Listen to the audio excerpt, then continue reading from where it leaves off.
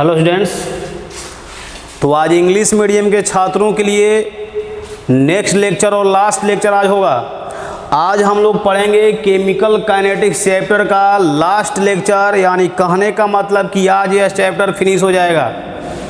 ठीक है, आज हम इस चैप्टर में दो टॉपिक पढ़ेंगे। पहला टॉपिक आपको हम बताएंगे, डिटेल्स में पढ़ेंगे कैटलिस्ट के बारे में, और सेकेंड टॉपिक आपको हम बताएंगे parallel path reaction. Parallel path reaction आज के क्लास में यही दो टॉपिक हमको पढ़ना है। कैटलिस्ट के बारे में पूरा डिटेल में चलेंगे और इसके बाद पैरेलल पाथ रिएक्शन, यही दो बात हमको आज पढ़ना है और आज ये चैप्टर जो है वो अब फिनिश हो जाएगा। ठीक है, तो आइए चलते हैं हम अपने टॉपिक में।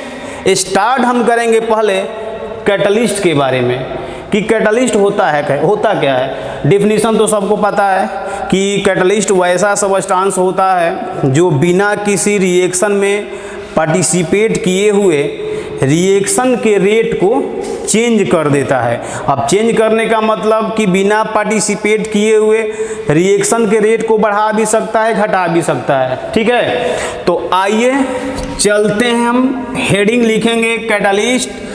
आप लोग कॉपी और पेन लेकर के बैठ जाइए और अच्छा से नोट्स बनाइए, समझते हुए और बार बार रिवीजन कीजिए। तो हेडिंग लिखेंगे मेरे साथ, कैटलिस्ट। कैटलिस्ट, ठीक है। देखिए कैटलिस्ट क्या होता है तो बता दिया गया, जो बिना रिएक्शन में पार्टिसिपेट किए हुए रिएक्शन के रेट को चेंज करता है, उसको हम क्या बोलते हैं, कैटलिस्ट बोलते हैं। लिखेंगे catalyst is a substance, catalyst is a substance which change the rate of reaction without undergo any change itself, without undergo any change itself, उसको हम बोलते हैं कैटलिस्ट। समझे? अब ध्यान दीजिए कि कैटलिस्ट रिएक्शन के रेट को चेंज करता है, तो वह क्या करता है कि रिएक्शन का रेट जो है वो चेंज हो जाता है। समझे? तो ध्यान दीजिए, आपको अगले पॉइंट में बताएंगे कि कैटलिस्ट रिएक्शन के थ्रेशोल्ड एनर्जी, एक्टिवेशन एनर्जी और रिएक्शन का पाथ है, ये तीनों को चेंज कर देता है। न समझे? आपको बताए थे, लेक्चर नंबर देख लेंगे आप लोग, सेकेंड या थर्ड होगा शायद, उसमें बताए थे कि एक्टिवेशन एनर्जी अगर ज़्यादा होता है तो रिएक्शन का रेट स्लो हो जाता है, और एक्टिवेशन एनर्जी अगर कम रहेगा तो रिएक्शन का जो रेट है वो फास्ट हो जाता है। तो वहीं आपको बताएंगे कैटलिस्ट एक्टिवेशन एनर्जी को चेंज कर देगा, बढ़ा भी सकता है, घटा भी सकता है। समझ रहे ना? तो नेक्स्ट पॉइंट मेरा वही है, आप लोग जल्दी से लिखेंगे यहाँ पर कैटलिस्ट, मेरे साथ जल्दी लिखेंगे।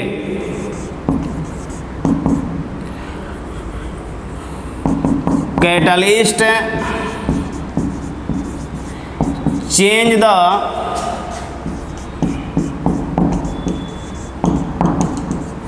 Activation energy,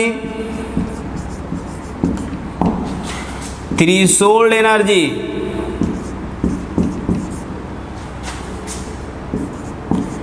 threshold energy and also path of reaction. समझ रहे हैं क्या करें हम? पाथ ऑफ रिएक्शन को भी चेंज कर। आइए इसको देखते हैं हम ग्राफ के द्वारा, ठीक है। माइंड को सेट रखिए बोर्ड पर और अच्छा से रिवीजन करते रहिए। केवल नोट्स बनाने से और माइंड वीडियो देखने से नहीं हो जाएगा, समझे। नोट्स बनाइए और रिवीजन काफ़ी इंपॉर्टेंट है, रिवीजन भी करते रहना है। ये नहीं कि आगे चलते रहिए पीछे वाला सब छोड़ दीजिए। आइए इसको देखते हैं ग्राफ के द्वारा कि ग्राफ कैटलिस्ट एक्टिवेशन जी थ्रेशोल्ड एनर्जी और पाथ ऑफ रिएक्शन को कैसे चेंज कर देता है। यहाँ पर आप एक छोटा सा रिएक्शन ले रहे हैं। चलिए रिएक्शन मान लेते हैं, ये ए रिएक्टेंट हो गया और बी पी प्रोडक्ट हो गया, ठीक। रिएक्शन ऊपर में लिखा हुआ है, यहाँ पर हम ले रहे हैं ग्राफ। चलो आपको बोले थे कि कोई भी रिएक्शन, कोई भी रिएक्टेंट रिएक्शन में पार्टिसिपेट नहीं कर सकता है जब तक रिएक्टेंट का एनर्जी थ्रेशोल्ड एनर्जी के इक्वल नहीं हो जाता है। तो मान लेते हैं कि इस रिएक्शन के लिए ध्यान देते रहना, यहाँ पर है थ्रेशोल्ड एनर्जी, ध्यान देना नहीं तो उड़ जाएगा। थ्रेशोल्ड एनर्जी, ठीक है। ये है रिएक्टेंट, इसका एनर्जी हम मान लेते हैं कि इसका एनर्जी, चलो यहाँ पर मान लेते हैं, इसको हम बोलते हैं enthalpy of A. Enthalpy of A मतलब ए का एनर्जी है वो। अब देखिए, जब तक ए का एनर्जी थ्रेशोल्ड एनर्जी की इक्वल नहीं होगा तब तक यह प्रोडक्ट बनाएगा नहीं, क्योंकि रिएक्शन में पार्टिसिपेट नहीं करेगा। तो आप क्या करेंगे, इसको एनर्जी देंगे। चलिए एनर्जी देंगे तो एनर्जी देने से इसका एनर्जी बढ़ेगा और जैसे ही थ्रेशोल्ड एनर्जी की इक्वल इसका एनर्जी होगा, अब रिएक्शन में पार्टिसिपेट करेगा और रिएक्शन में पार्टिसिपेट करने के बाद बना दिया यहाँ पर प्रोडक्ट पी। कोई दिक्कत है तो बोलिए, क्लियर है। अब क्या करो, अब इसमें कैटलिस्ट मिलाओ, ठीक है। तो कैटलिस्ट क्या करता है, एक्टिवेशन, देखो ध्यान दो, पहले आपको बोले थे कि एक्टिवेशन जी क्या होता है। तो किसी रिएक्शन में पार्टिसिपेट करने के लिए जो मिनिमम एनर्जी देना पड़ता है रिएक्टेंट को, उस एनर्जी को हम बोलते हैं एक्टिवेशन एनर्जी। तो देखो, तो इसका एनर्जी ए का यहाँ था, आप इसको एनर्जी कितना दिए हैं, इतना दिए हैं ना। तो जितना एनर्जी दिया जाता है उस एनर्जी को हम बोलते हैं एक्टिवेशन एनर्जी। चलिए इसको हम बोल देते हैं ई ए, मतलब एक्टिवेशन एनर्जी। अब इसमें कैटलिस्ट मिलाओ, तो कैटलिस्ट क्या करता है, थ्रेशोल्ड एनर्जी और एक्टिवेशन एनर्जी को चेंज कर देता है। तो चेंज का मतलब इसके ऊपर भी जा सकता है या इसके नीचे भी जा सकता है, ध्यान देना बात। तो यहाँ पर हम इस रिएक्शन को ऐसे करा रहे हैं, ऐसे, ठीक है। तो ध्यान दो, अब इसके लिए तो थ्रेशोल्ड एनर्जी मेरा यहाँ ना हो जाएगा, अब समझ में आ रहा है कुछ जी। अब इसके लिए तो रिएक्शन अब यहाँ से ऐसे हो गया, इसका मतलब क्या समझ रहे हो कि थ्रेशोल्ड एनर्जी यहाँ पर इसका हो गया, ये है यहाँ पर थ्रेशोल्ड एनर्जी, ध्यान देना, थ्रेशोल्ड एनर्जी, समझे। और एक्टिवेशन एनर्जी इस बार यहाँ पर हो जाएगा, क्या समझे। इसको हम मान लेते हैं EA1। अब समझ लीजिएगा, कहने का मतलब कि कैटलिस्ट के प्रेजेंस में ये है और विदाउट कैटलिस्ट ये है। लिख दे, वो भी लिख दें। चलो क्या दिक्कत है, हमको दिक्कत नहीं है। यहाँ पर लिख दे रहे हैं, ये है in the presence of catalyst, तो यहाँ लिख दे रहे हैं इन the presence of catalyst, in the presence of catalyst, और ये आप लोग लिख लेंगे विदाउट कैटलिस्ट, विदाउट कैटलिस्ट। क्या कोई दिक्कत है, क्लियर है सब कुछ। तो अच्छा से आप लोग समझ गए होंगे कैटलिस्ट क्या होता है। इसको जल्दी से प्रिंट कीजिए। इसके बाद हम आ रहे हैं कैटलिस्ट के टाइप में, कि कैटलिस्ट कितने टाइप के होता है। ठीक है, चलिए कैटलिस्ट का टाइप अब हम आ रहे हैं। आप लोग नोट्स बना लिए होंगे, लिख लिए होंगे और प्रिंट कर लिए होंगे। कर लिए हैं ना? चलिए कर लिए हैं तो अच्छी बात है।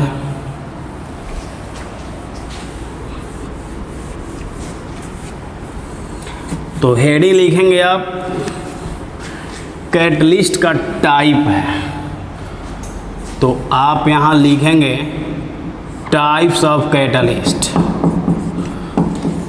टाइप्स ऑफ कैटलिस्ट, ध्यान दीजिएगा, कैटलिस्ट मेन रूप से दो ही टाइप का आपको पढ़ना है, पॉजिटिव कैटलिस्ट और एक होता है निगेटिव कैटलिस्ट। पॉजिटिव कैटलिस्ट और निगेटिव कैटलिस्ट। ठीक है, देखो अब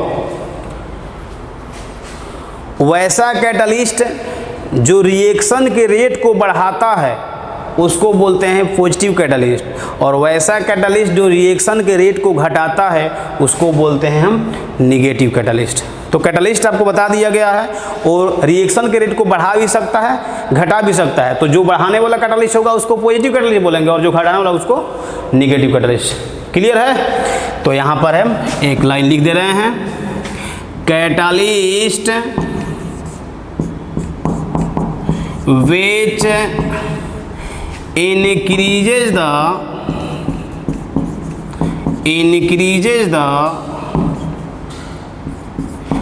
rate of reaction, और यहाँ पर आप लिखेंगे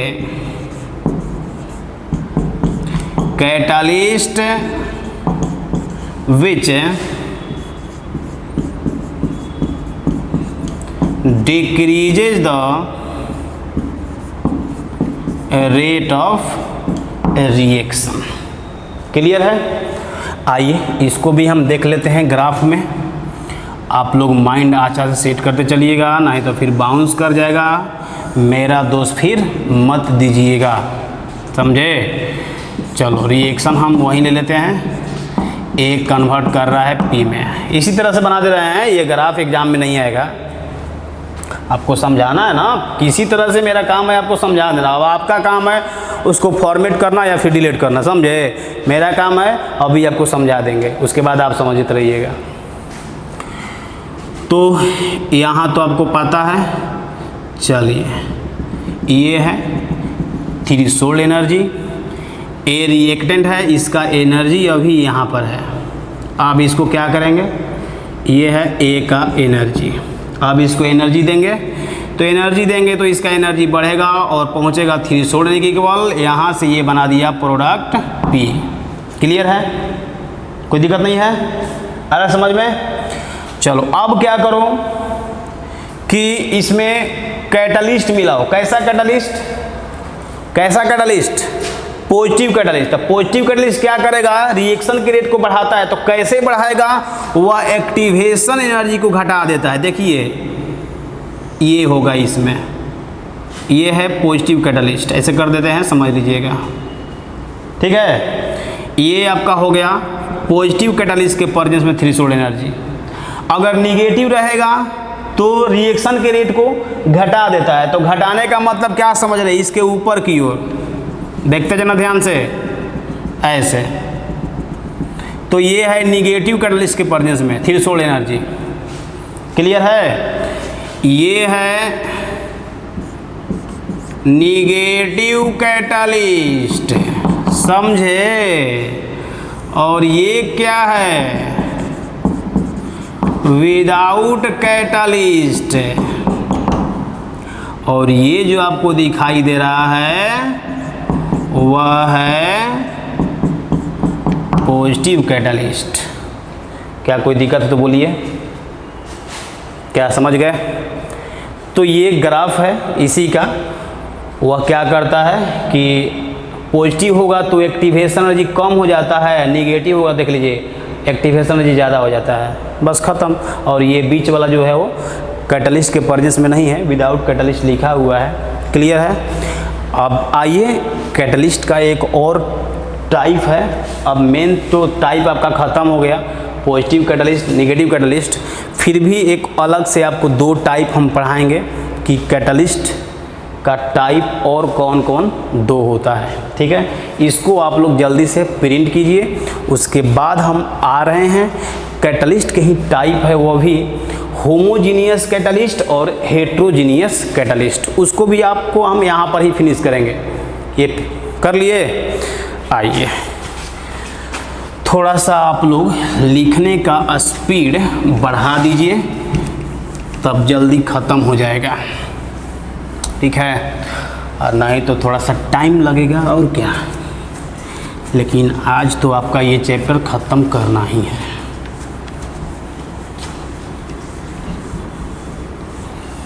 आइए कैटलिस्ट का ही टाइप है।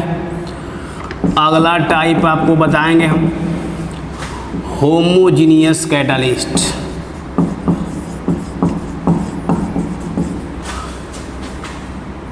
Homogeneous catalyst. ध्यान दो, अगर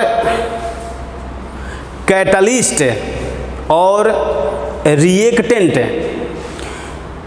सेम फिजिकल स्टेट में होगा। सेम फिजिकल स्टेट का मतलब कि अगर रिएक्टेंट सॉलिड में है तो अगर कैटलिस्ट भी सॉलिड में है तो वैसे कैटलिस्ट को हम बोलेंगे होमोजीनियस कैटलिस्ट। अगर रिएक्टेंट और कैटलिस्ट डिफरेंट फेज में है, डिफरेंट फेज यानी कि डिफरेंट फिजिकल स्टेट में है, तो हम उसको बोलेंगे हेट्रोजीनियस कैटलिस्ट। तो आइए पहले हम चलते हैं होमोजीनियस, जिसमें रिएक्टेंट और कैटलिस्ट एक ही फिजिकल स्टेट में रहेगा। ठीक है, आइए लिखते हैं यहाँ पर, if reactant and catalyst are in same physical state, same physical state, then the catalyst is called homogeneous catalyst. Homogeneous catalyst. ठीक है, आइए देखते हैं हम इसके छोटा सा example. 2SO2 sulphur dioxide gas है, इसका रिएक्शन हम करा रहे हैं O2, यह भी गैस में है। यहाँ पर हम कैटलिस्ट ले रहे हैं NO, जो कि होता है गैसियस स्टेट में। ये रिएक्शन करता है कैटलिस्ट NO के प्रेजेंस में, तो यह प्रोडक्ट बनाता है SO3, जो कि गैस होता है। तो देखिए इस रिएक्शन में रिएक्टेंट और कैटलिस्ट क्या एक ही फिजिकल स्टेट में है नहीं। गैस में रिएक्टेंट है तो गैस में ये भी तो है। तो हम यहाँ पर बोलेंगे कि ये कैटलिस्ट होमोजीनियस कैटलिस्ट है।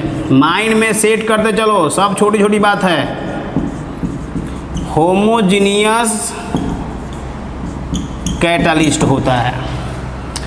क्या कोई दिक्कत है? अब आएंगे हम हेट्रोजीनियस में, तो इसी में हम चेंज कर दे रहे हैं। आप लोग जल्दी लिख लिए, इसी में हम चेंज करेंगे हेट्रोजीनियस कैटलिस्ट। देखिए इसमें रिएक्टेंट और कैटलिस्ट क्या होता है, डिफरेंट फिजिकल स्टेट में होगा, तो इसी में हम चेंज करेंगे। आप लोग इसी में चेंज कर देना, अलग चेंज करना है। If reactant and catalyst are in different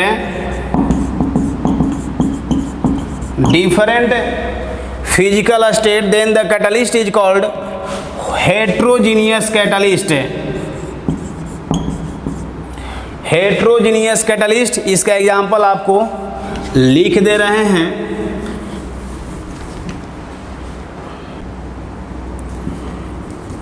N2 gas होता है,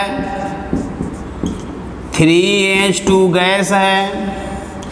यहाँ पर कैटलिस्ट हम ले रहे हैं Fe आयरन, जो कि होता है सॉलिड स्टेट में, और यहाँ पर ये बनाएगा 2NH3 अमोनिया बनाता है, जो कि गैस है। तो देखिए, तो रिएक्टेंट और कैटलिस्ट क्या डिफरेंट फेज में है ना, ये सॉलिड में है और ये सब क्या है, गैस में है। तो इस बार हम बोलेंगे इसको हेट्रोजीनियस कैटलिस्ट। क्या समझ में आ रहा है? Heterogeneous catalyst.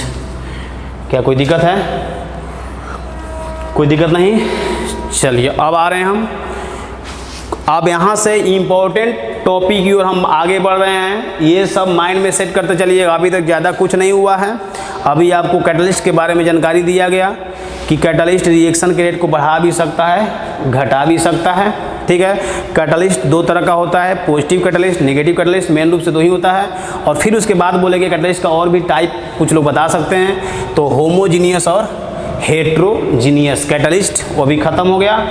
चलिए अब आ रहे हैं हम, देखिएगा न्यूमेरिकल्स कैसे पूछता है कि कैटलिस्ट के प्रेजेंस में और विदाउट कैटलिस्ट के प्रेजेंस में। न्यूमेरिकल्स पर ध्यान देंगे, उसके लिए डेरिवेशन पर आप ध्यान देंगे। डेरिवेशन अगर आपको आ जाएगा न्यूमेरिकल्स बनेगा, नहीं डेरिवेशन समझ में आएगा नहीं बनेगा। ठीक है, तो आइए चलते हैं हम डेरिवेशन में। कोई दिक्कत होगा तो आप लोग बोल सकते हैं, अगर दिक्कत नहीं है तो नहीं बोलिएगा, समझे? चलो ध्यान दो यहाँ पर। लेट EP ये है activation energy in the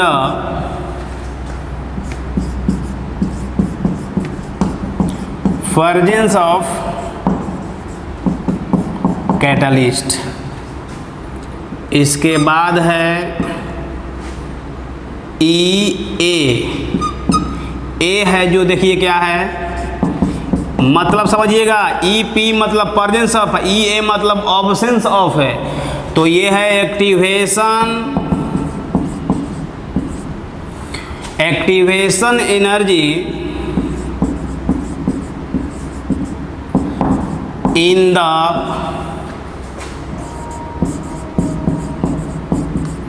absence of catalyst. ये ऑब्सेंस ऑफ है, ठीक है, मतलब समझते रहिएगा EP और EA। उसके बाद हम एक इम्पोर्टेंट रिजल्ट की ओर पहुंचेंगे। इसके बाद देखो KP, तो जानते हैं ना K क्या होता है? K रेट कांस्टेंट होता है ना। तो रेट कांस्टेंट तो होता है, लेकिन यहाँ P लिख दिया, इसका मतलब कि कैटलिस्ट के प्रेजेंस में रेट कांस्टेंट। और इसके बाद हम बताएंगे KA मतलब कैटलिस्ट के ऑब्सेंस में रेट कांस्टेंट। तो पहले इसका मतलब आप समझ लीजिएगा, जो है लिखवा दे रहे हैं यहाँ पर। इसके बाद आप कुछ बोलेंगे नहीं। तो ये क्या है? ये है rate constant in the presence of catalyst. और उसके बाद है KA क्या है?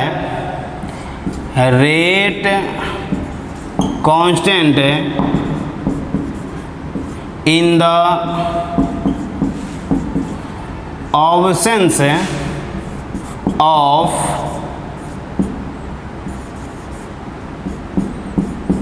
कैटलिस्ट। ठीक है, इतना सारा चीज समझने के बाद हम आ रहे हैं, पहले हम इन द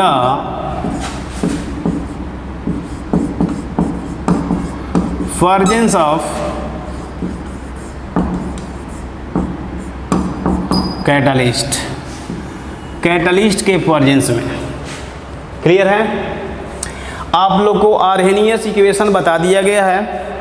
आर्हेनियस इक्वेशन क्या बताए थे, ये बताए थे k equal to A E to the power minus E A by R T, याद होगा ये आर्हेनियस इक्वेशन है। तो इस आर्हेनियस इक्वेशन का ही यूज हम यहाँ करेंगे, एक बार कैटलिस्ट के प्रेजेंस में और एक बार इसको यूज करेंगे कैटलिस्ट के ऑब्सेंस में। क्लियर है? तो हम सबसे पहले क्या लिख रहे हैं, कैटलिस्ट के प्रेजेंस में। तो कैटलिस्ट के प्रेजेंस में के है मतलब रेट कांस्टेंट, तो लिखा हुआ है यहाँ पर के पी लिखा हुआ है, ठीक है। तो यहाँ हम लिखेंगे कैटलिस्ट के प्रेजेंस में के पी, ये आर्हेनियस कांस्टेंट है तो इसको ए ही लिखिए, ई to the power minus E ए मतलब एक्टिवेशन है जी, तो प्रेजेंस में कितना है ई पी है, तो यहाँ हम लिखेंगे minus E P by R T, ठीक है। और लिखना होगा तो ये भी लिख सकते हैं, ये टी जो है वो टेम्परेचर है, लेकिन ध्यान दीजिएगा टेम्परेचर कांस्टेंट होता है, ठीक है। एक बार इक्वेशन यूज कर दिए,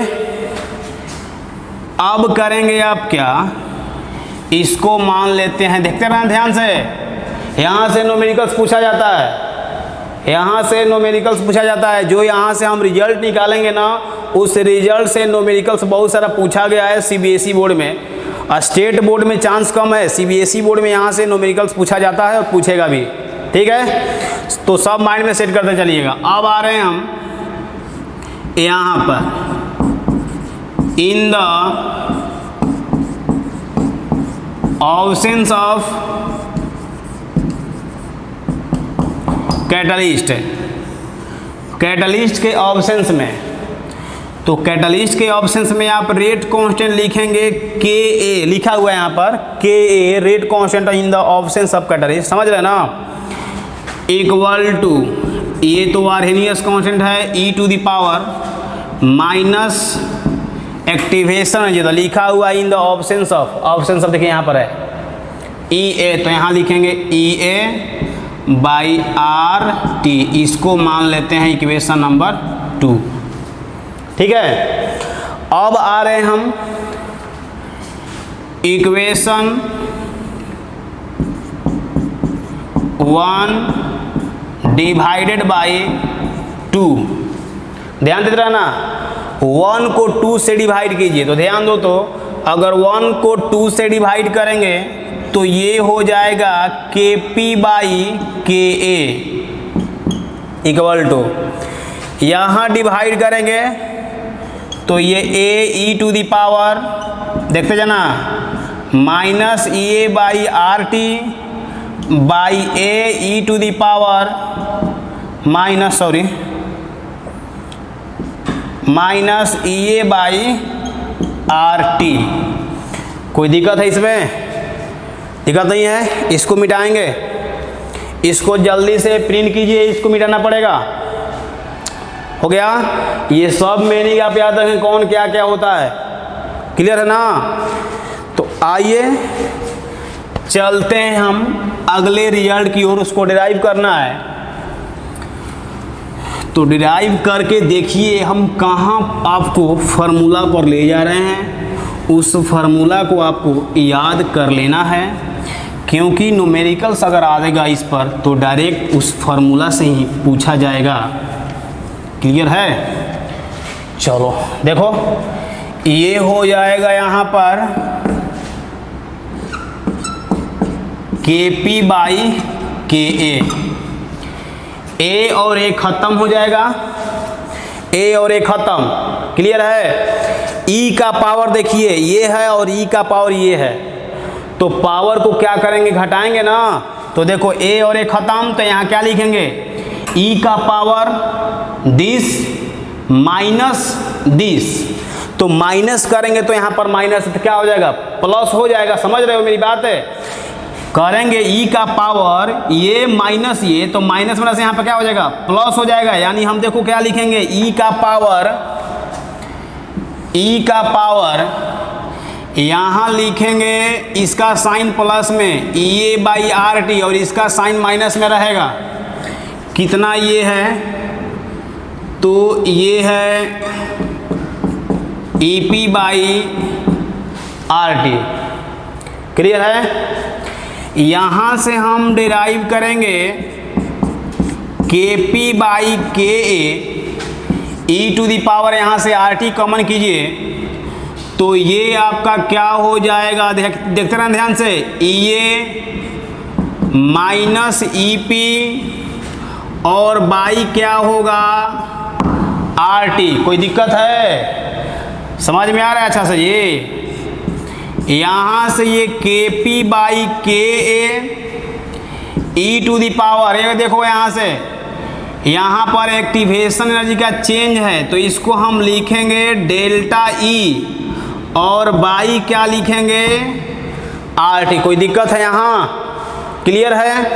अब क्या करेंगे हम कि इस फॉर्मूला में दोनों साइड ln लगाएंगे। ln समझ रहे हैं, लॉग बेस ई, तो दोनों साइड हम नेचुरल लॉग लगाएंगे ln। तो ln यहाँ पर क्या होगा Kp बाई के, ठीक है, यहाँ लगाएंगे तो ln ई का power delta E by RT। कोई दिक्कत होगा तो बोलिए। आगे देखिए, इसको ln क्या लिखेंगे Kp बाई के ln ई का पावर, तो आपको बताए थे लॉग के केस में log a का पावर b, तो ये पावर बगल में, मतलब कि इसको b log a हम लोग लिख सकते हैं। तो ln ई का पावर है तो पावर बगल में आएगा डेल्टा ई बाई बोलो RT और ये होगा ln ई। क्या आप लोग को पता है कि ln ई का वैल्यू 1 होता है? अब नहीं पता है तो हम क्या कर सकते हैं, पढ़ने लिखने का है ही नहीं तो अब हम क्या करेंगे उसमें। ठीक है, ये हो गया। उधर प्रिंट कर लिए हैं क्या? इधर प्रिंट हो गया है, मिटाना पड़ेगा, मिटा दें। चलो तो अब आइए, अभी फार्मूला जो निकालना है वो निकला नहीं है, समझे? अब निकलेगा। यहाँ से क्या लिखेंगे आप, ln Kp बाई के,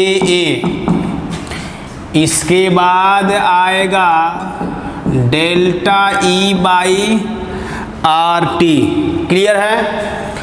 अब देखिए ln में मेरा कुछ काम नहीं होता है, कोई काम मेरा ln में नहीं होगा। किस में काम होगा? तो लॉग में, लॉगरिथम में काम होता है। तो ln को क्या करेंगे, लॉग में चेंज करेंगे। ध्यान दीजिएगा, आपको बोले थे पीछे में बहुत बार आया है, ln को लॉग में चेंज करने के लिए 2.303 से मल्टीप्लाई करना पड़ता है, पता होना चाहिए। तो इतना से मल्टीप्लाई करेंगे तो ये ln लॉग में कन्वर्ट हो जाएगा 2.303। अब ये ln किस में, लॉग में, और ये Kp बाई के, इसमें तो ln है नहीं, तो ये होगा डेल्टा ई बाई RT, जो था वही लिख देंगे।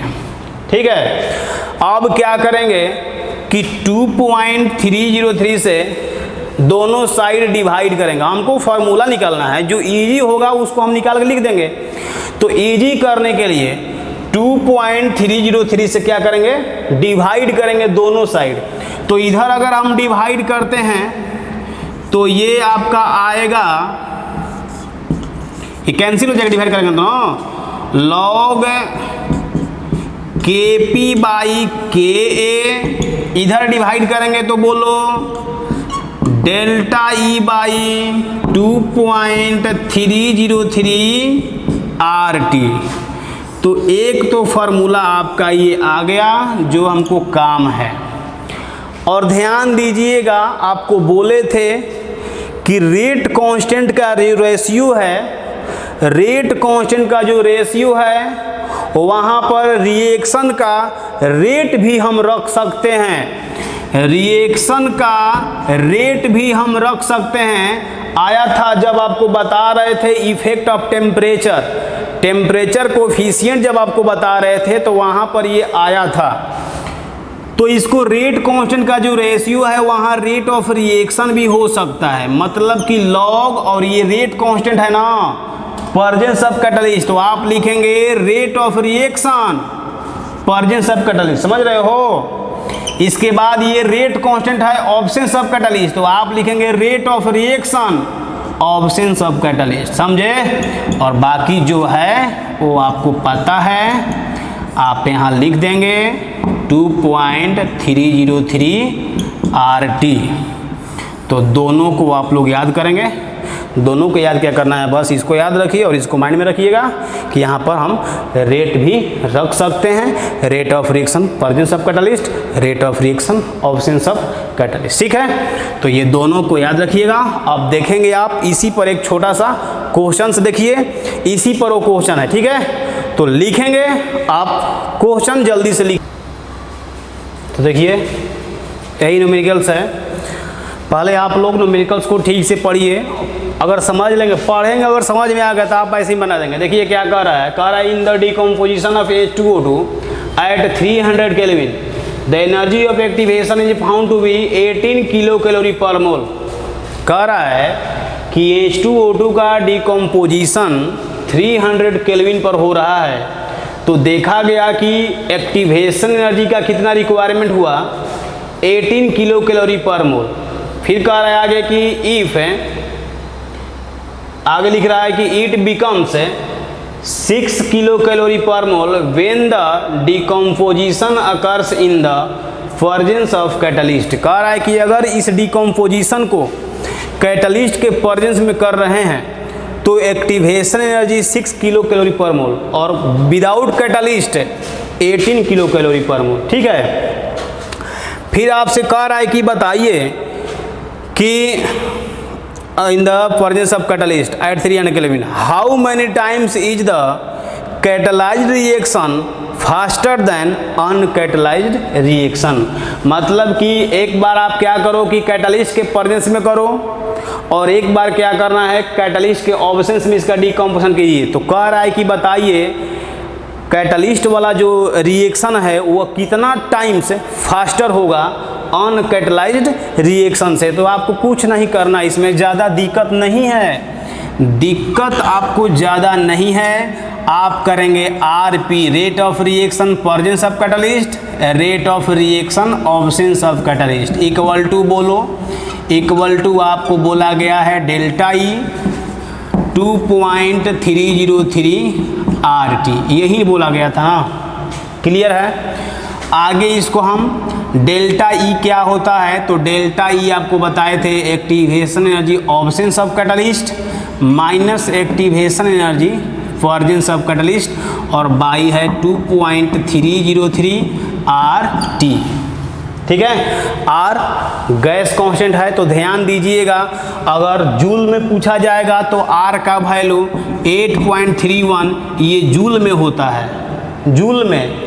अगर कैलोरी में पूछेगा तो R का वैल्यू 2 होता है। तो यहाँ पर कैलोरी में ही दिया हुआ kilo calorie and kilo calorie, मतलब कैलोरी में दिया है तो सिंपल सा बात यहाँ R का वैल्यू हम कैलोरी मतलब 2 रखेंगे। अगर जूल में ये दिया रहता तो R का वैल्यू हम जूल वाला रखते 8.31, क्लियर है। चलिए तो अब हम इसका डेरिवेशन करेंगे आगे।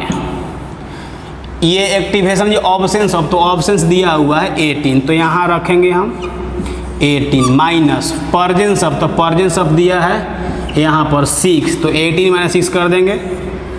आप ध्यान देना 2.303 R का वैल्यू 2 रखेंगे, लेकिन ध्यान देना थोड़ा सा यहाँ दिमाग लगाना है कि ये 2 क्या है, R का वैल्यू कैलोरी में है, क्या हमको ये वैल्यू जो है वो कैलोरी में दिया है, किलो कैलोरी में दिया है, समझ रहे हो। तो इसमें थोड़ा सा दिमाग आपको ये लगाना है कि इसको आप बदल दीजिए कैलोरी में, किलो कैलोरी में है, किलो कैलोरी में है तो इसको बदलिए किलो कैलोरी में, ये कैलोरी में। नहीं तो एक ऑप्शन है कि जो R का वैल्यू यहाँ रखे हैं 2, इसी को चेंज कर दीजिए किस में, किलो कैलोरी में। तो उसको चेंज करने के लिए क्या करेंगे, 1000 से हम यहाँ डिवाइड कर देंगे। अब ये 2 कैलोरी था, उसमें डिवाइड कर देंगे तो हो गया किलो कैलोरी में, और किलो कैलोरी में यहाँ रख दिए, बाकी ये सब किलो कैलोरी में था। ये टेम्परेचर तो कांस्टेंट होता है, तो टेम्परेचर आपका कितना है 300 केल्विन दिया हुआ था। यहाँ से आगे बढ़ेंगे, ये और ये ख़त्म, देख लीजिएगा ध्यान से, ये ऊपर में आ जाएगा 12 बाई बोलिए 2.303, और ये कितना आएगा 6/10।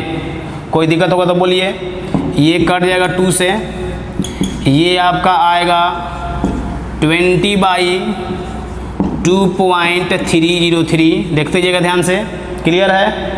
ये 10 ऊपर चलेगा तो 20 होगा बाई 2.303, इसको डिवाइड करेंगे तो ये आएगा 8.68।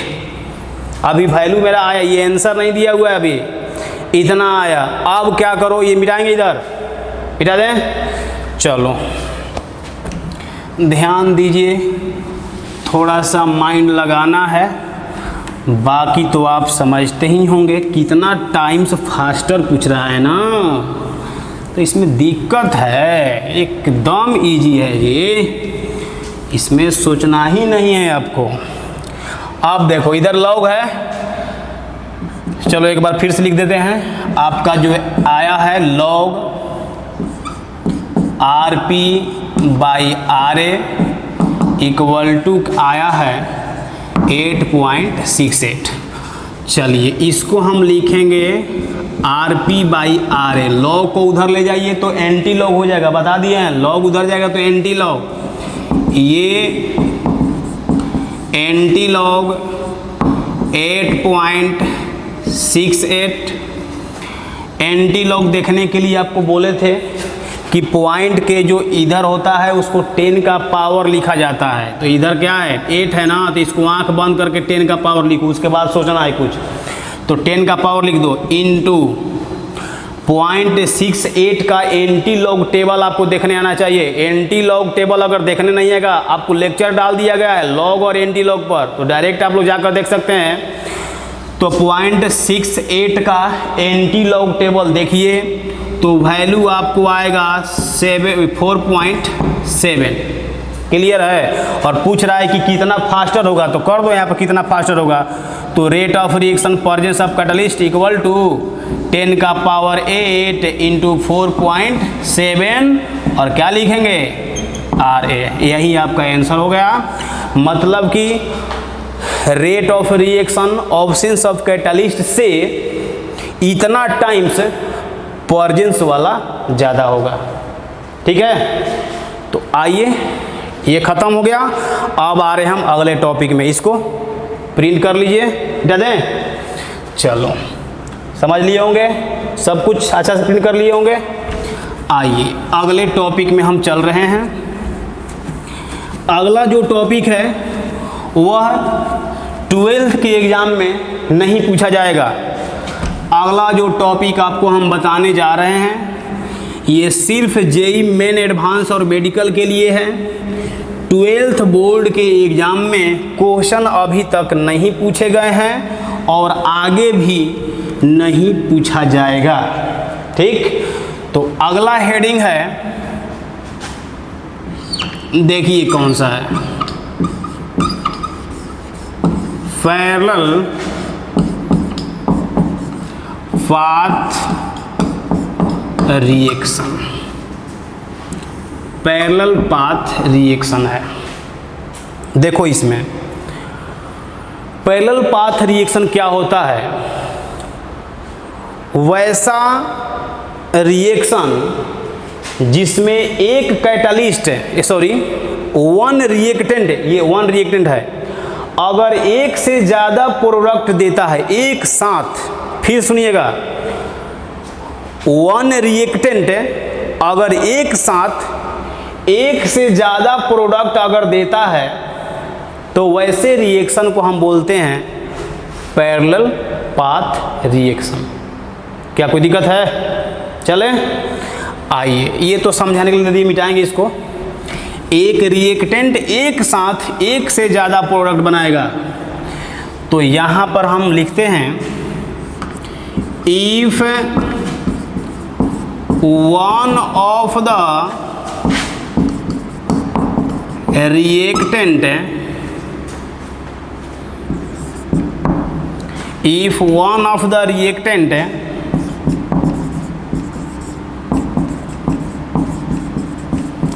simultaneously give two or more products,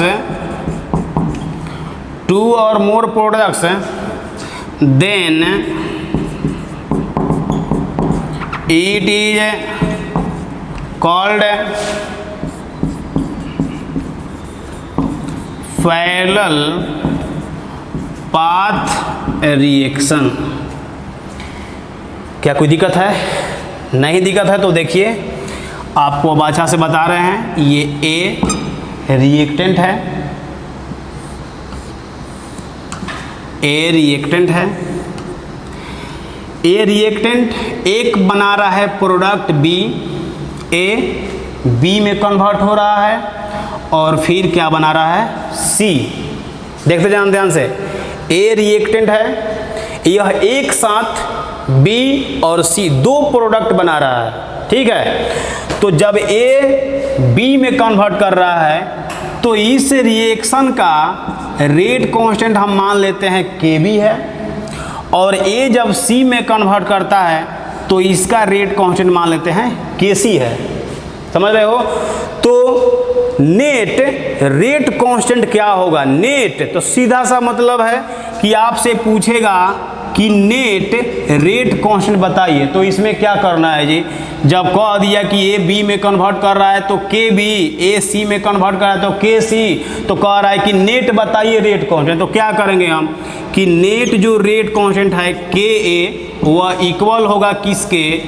के बी और किसके? के सी के।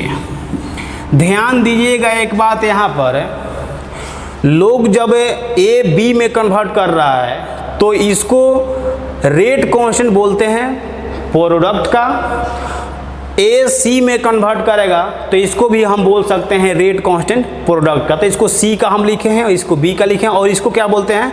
रेट कांस्टेंट रिएक्टेंट का। लोग बोलते हैं, बोल भी सकते हैं, कोई दिक्कत नहीं है। तो आइए हम एक लाइन इसको लिख देते हैं यहाँ पर, लिखवाएंगे। देखिए क्या लिखवाएंगे, ये कि rate constant of reactant is equal to the sum of rate constant of products. ठीक है, तो आइए लिखते हैं rate constant of reactant is equal to the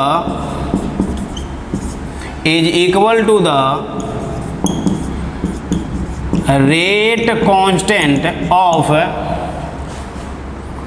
products in parallel path reaction। दिखाई आपको यहाँ दे रहा है रिएक्शन का रेट कांस्टेंट, रिएक्टेंट का रेट कांस्टेंट प्रोडक्ट के रेट कांस्टेंट के सम के इक्वल होता है। कोई दिक्कत नहीं है, कर लिए प्रिंट। अब जो है एक पॉइंट है वो नोट करके आप लोग लिखेंगे, ठीक है। तो जल्दी से इसको हम मिटा रहे हैं और आपको हम लिखवाएंगे नोट। यहाँ पर नोट लिखेंगे, ध्यान दीजिएगा, ये VVI पॉइंट है। कहेंगे सर इसमें VVI क्या लिखवा रहे हैं, तो देखो क्या लिखवाना है। इसमें बताएंगे आपको कि रेट कांस्टेंट प्रोडक्ट का, ये रेट कांस्टेंट प्रोडक्ट का, दोनों ही प्रोडक्ट का ही, ये बी भी प्रोडक्ट है सी भी प्रोडक्ट है, रेट कांस्टेंट प्रोडक्ट का इक्वल होता है बी का फ्रैक्शनल अमाउंट। फ्रैक्शनल मतलब समझते हैं वन में कितना होता है। जैसे आपको बताए थे सॉल्यूशन में मोल फ्रैक्शन के बारे में, तो बोले थे कि सभी के मोल फ्रैक्शन का सम कितना होता है?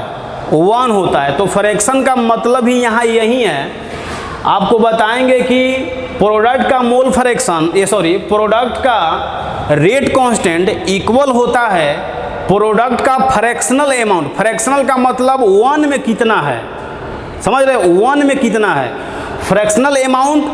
और क्या होता है, तो रिएक्टेंट का जो रेट कांस्टेंट है उसका प्रोडक्ट। यही बात आपको हम लिखवा रहे हैं, नोट करके यहाँ VVI लिख दीजिएगा। रेट कांस्टेंट है,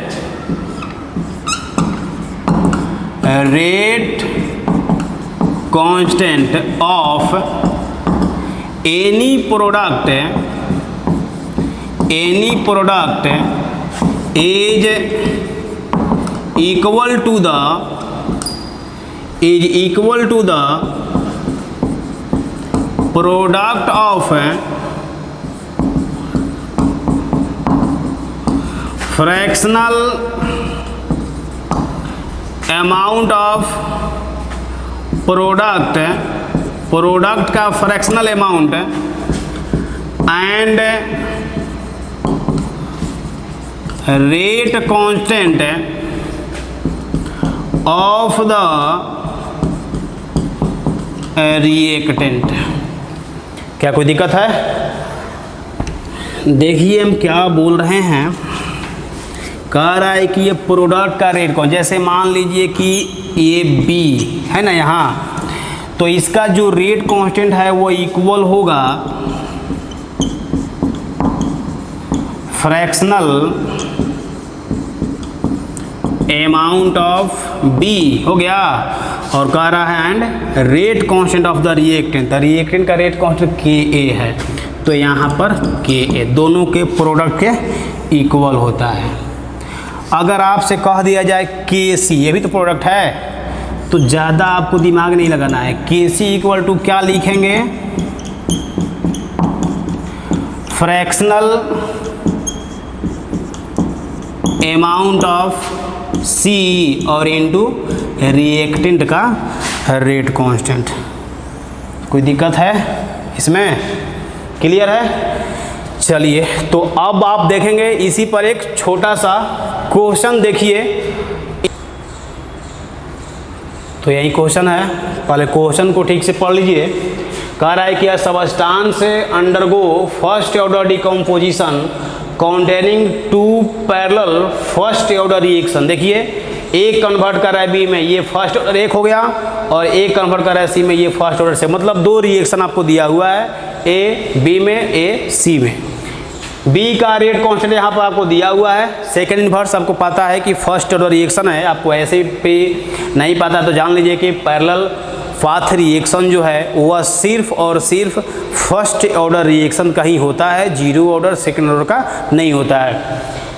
तो ये हो गया। सी का आपको दे दिया रेट कौन है, ये कह रहा है calculate the mole percentage of be in the reaction. कह रहा है कि इस रिएक्शन में बी कितना परसेंट बना हुआ है, बी का परसेंटेज पूछा हुआ है आपसे। अरे भाई, जब ए बी और सी में कन्वर्ट करेगा तो ये कुछ बनेगा ना, तो वहीं पूछा है कि बताइए कितना परसेंट बनेगा। क्लियर है? आइए, कुछ नहीं आपको करना है ज़्यादा, बोलिए बी का अमाउंट पूछा है ना, मोल परसेंट जब बी, तब बी से ही मतलब रखिएगा। बोलिए रेट कांस्टेंट के बी। तो आपको बोला गया है अभी कि किसी भी प्रोडक्ट का जो रेट कांस्टेंट होता है वह होता है fractional amount of B. Question मिटा दें, मिटा दे, बोलो मिटा दें। चलो, तो ये हो गया बी, और इनटू आपको बोले थे रिएक्टेंट का, तो रिएक्टेंट मान लेते हैं यहाँ पर के है, तो मान लिए के है। क्लियर है? आप बोलो फ्रैक्शनल अमाउंट, ये क्या आप लिखेंगे यहाँ पर, फ्रैक्शनल अमाउंट ऑफ बी आप लिखेंगे के बी, और बाई क्या होगा के। सही है? आगे बढ़ेंगे। अब के बी का वैल्यू क्वेश्चन दिया है 4 × 10 का पावर -4 बाई के ए। तो आपको बोले थे कि रिएक्टेंट का जो रेट कांस्टेंट होता है वह दोनों के क्या होता है, सम के इक्वल होता है। तो KB प्लस KC, तो हम यहाँ लिखेंगे रिएक्टेंट का रेट कांस्टेंट KB और KC का दोनों का सम लिखेंगे। तो यहाँ देखो 4 इंटू 10 का पावर -4 और प्लस करेंगे 3 इंटू 10 का पावर -5। कोई दिक्कत है तो बोलिए, क्लियर है? चलिए आगे ध्यान दीजिए, बस और 1 मिनट, ज़्यादा टाइम आपका नहीं लेंगे। ये हो गया 4 इंटू 10 का पावर -4, देखिए 4 इंटू 10 का पावर -4 प्लस 3 इंटू है ना, तो देखो तो इसको 0.3 आई इंटू 10 का पावर -4 लिख सकते हैं। ये अरे 0.3 10 का पावर -4 लिख सकते हैं, लिख सकते हैं। क्या तुम लोग मैथ पढ़ते हो जी? लिख सकते नहीं हैं? हाँ लिख सकते हैं। तो यहाँ से देखिए आगे बढ़ रहे हैं, ये हो जाएगा 4 इंटू 10 का पावर -4 और यहाँ 10 का पावर -4 कॉमन कीजिए, तो कॉमन कीजिएगा तो क्या होगा 4 और 0.3, तो इसको हम ऐसे लिख सकते हैं 4.3 इंटू 10 का पावर -4। बोलिए क्लियर है?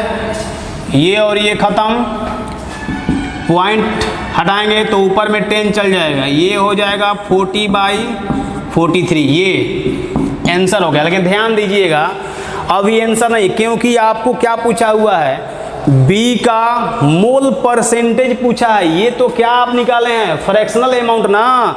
तो फ्रैक्शनल का मतलब क्या होता है, 1 में कितना।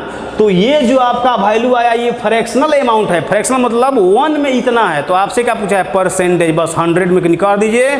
तो आप लिखिएगा यहाँ पर परसेंटेज मोल दिया हुआ है, तो आप यहाँ लिखेंगे परसेंटेज मोल ऑफ B। तो B परसेंटेज मतलब समझते हैं ना 100, तो 100 से इसमें मल्टीप्लाई कर दो ना, ठीक है। ये कर दीजिए, आपका आंसर आएगा 93.02%। ये ठीक है। तो आज की क्लास में हम यहीं पर ब्रेक लेंगे, मिलेंगे हम आपसे अगले लेक्चर में, ठीक है। तब तक के लिए ओके, थैंक यू। आज क्लास में पढ़ जाने के लिए थैंक यू।